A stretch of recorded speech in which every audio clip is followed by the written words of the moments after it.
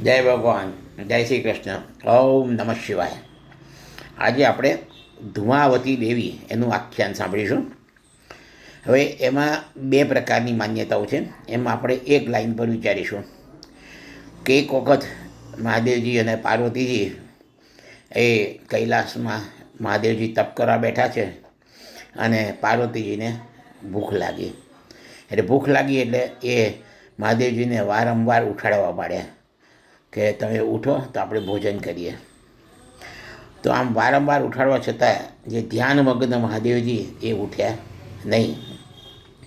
એટલે પછી ધુમાવતી એ પાર્વતીજી એ મહાદેવજીને ગળી ગયા.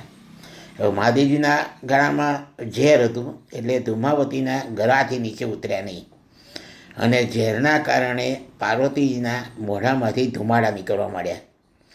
એટલે એ જે મોઢામાંથી ધુમાડા નીકળતા હોય, સફેદ સાલ્લો પહેર્યો હોય અને માથાના વાળ છૂટા હોય એવું વિધવાનું જે સ્વરૂપ હતું, એવા જે પાર્વતી દેવી એનું નામ ધુમાવતી દેવી પડ્યું.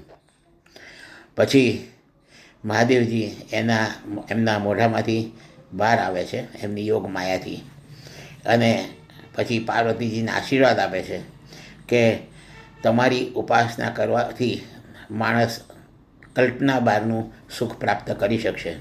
પણ આ ધુમાડો જેમના મુખમાંથી ધુમાડો નીકળતો હતો, એવી ધુમાવતી દેવીની ઉપાસના એ સૌભાગ્યવતી સ્ત્રીઓ કરતી નથી, કેમ કે એ વિધવાનું સ્વરૂપ છે.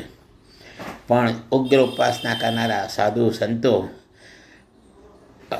અને ઉચ્ચ નેગેટિવ લક્ષ્ય પ્રાપ્ત કરનારા, શાપ આપનારા સાધુ સંતો એ ધુમાવતી દેવીની ઉપાસના કરે છે. જય શ્રી કૃષ્ણ.